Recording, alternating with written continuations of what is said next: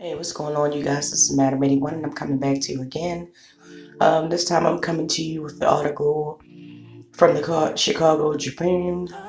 This is about Jussie Smollett. Seems he's back in the news again, and for all of the wrong reasons.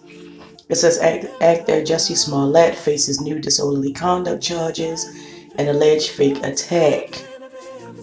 Oh boy, here we go again.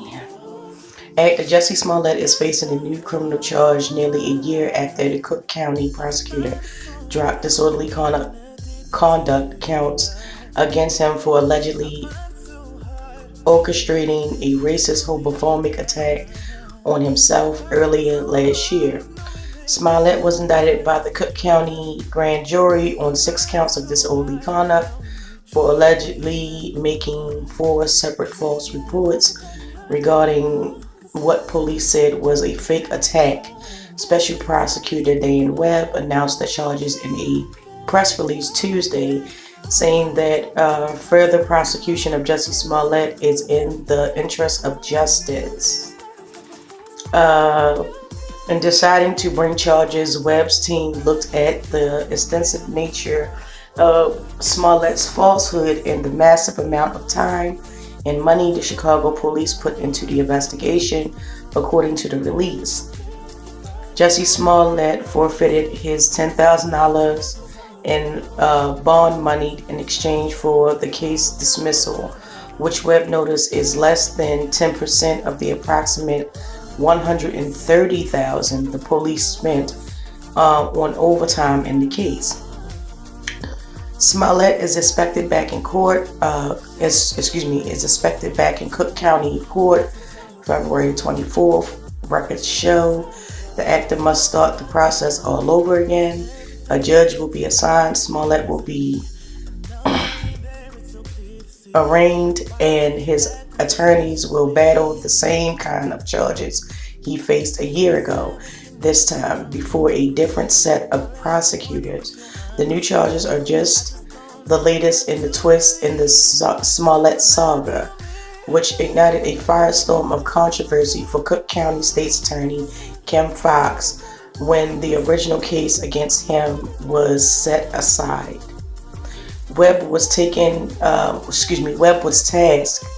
with investigating all aspects of the case, including Fox's handling of the matter. The aspect of the probe is still continuing, according to the news release from Webb's office. But Webb has already determined that his office disagrees with how Fox handled the Smollett case. The release states, despite Fox's public pronouncements that the case was handled the same way as low-level charges, her office was unable to show Webb's team any evidence to show that, the release states. In addition, Cook County prosecutor couldn't show Webb team any new evidence that arose between Smollett's indictment and the day charges were dropped that would weaken the case against the actor. Fox's handling of Smollett's case has become a flashpoint in her re-election campaign, which all 3 of her primary challengers are using it to attack her credibility. Kim Foxx's campaign issued a statement calling out the James Comey-like timing of Webb's decision to bring charges against Smollett with just over a month to go before the Democratic primary. It can only be interpreted as the further polarization of the justice system, something voters in the era of Donald Trump should consider offensive, the statement read. Webb News release was careful to add that their decision to charge does not necessarily mean that Fox's office engaged in wrongdoing, though the course of Smollett's case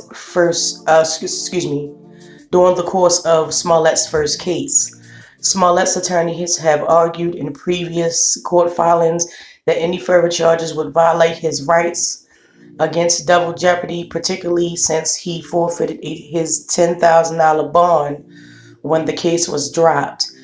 But the argument doesn't hold water Veteran attorney Richard King told the Tribune on Tuesday, double jeopardy protections do not apply until the defendant has pled guilty or begun the trial. There was no jeopardy there. Was no bench trial. There was no jury trial, Klein said. The law is absolutely erect in stone in terms of when jeopardy attaches. And the judge, Michael Tunin, was ordered the special prosecutor investigation ruled that Smollett's first case was essentially evaded from start to finish since Fox did not follow the proper procedures for formally recusing herself that could potentially give Webb ammunition he needs to fire back against double jeopardy claims. Smollett, who is black and openly gay, told police he was attacked by two men near his home in Chicago, Streetersville neighborhood on a frigid night in January. The men shouted slurs and hung a noose around his neck, he said. But the actor, best known for his now ended role on Fox's Empire TV show, eventually turned from victim to suspect. In a Hollywood twist, police said that the entire thing was a hoax and that Smollett actually staged the assault from start to finish. Smollett was charged with faking the crime, but in another surprising turn, just as a few weeks later, Fox's office dropped all 16 of felony disorderly conduct with little explanation at an unannounced court hearing. In August, Webb, a former U.S. attorney, was named a special prosecutor and given a broad mandate to investigate the case, including looking up whether Smollett should again be criminally charged for his actions that night.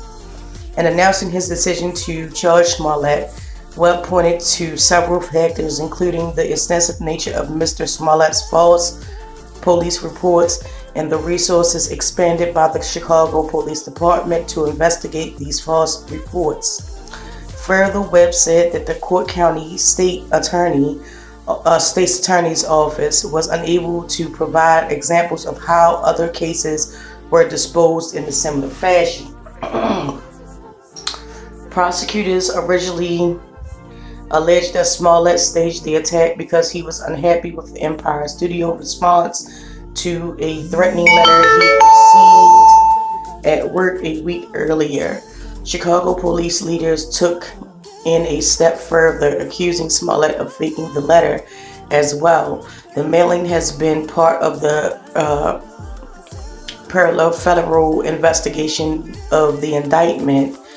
This is a developing story. Check back for updates. So that is basically the end of it. The person that did this article was CREPEAU. Apologize if I butchered her name.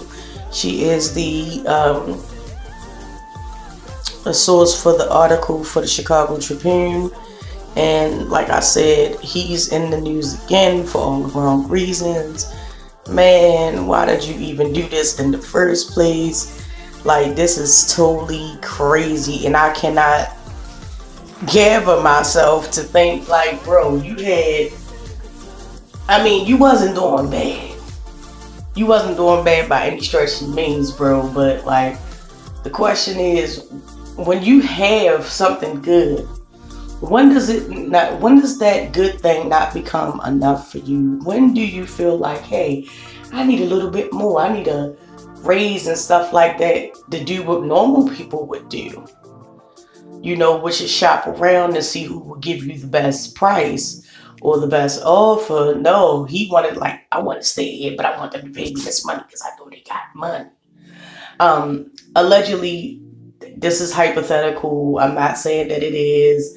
I do not know Jussie Smollett personally, and it's just hypothetically speaking, allegedly.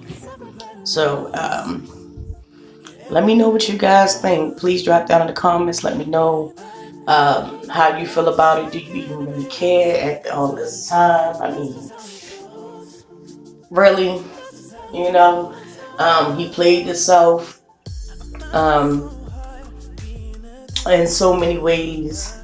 One, by not doing the right thing, which is if you wanted to raise or whatever the case was, you should have went through the proper channels. That's what you have an agent for. Let your agent do his job, his or her job. Two, after the incident, you came out and was like, "Hey, I'm the gay Tupac, bro." All right, I understand that you identify yourself with Tupac. I mean, who isn't? He's a revolutionary. His name alone is revolutionary. So I can understand that you identify with that, bro. But trust and believe me, even in Tupac's own trial, he was adamant from the beginning that this wasn't something that he did. And he also made a point, was like, why are you not asking these questions to these people? Why am I the only one on trial when, you know, it was other people that were involved and there was other people that were there? You don't believe me? Go look it up. He did a press conference outside, standing outside. And he basically said this, like, he actually really defended himself. Jussie Smollett, on the other hand, yes, he defended himself, but it was mainly through lawyers.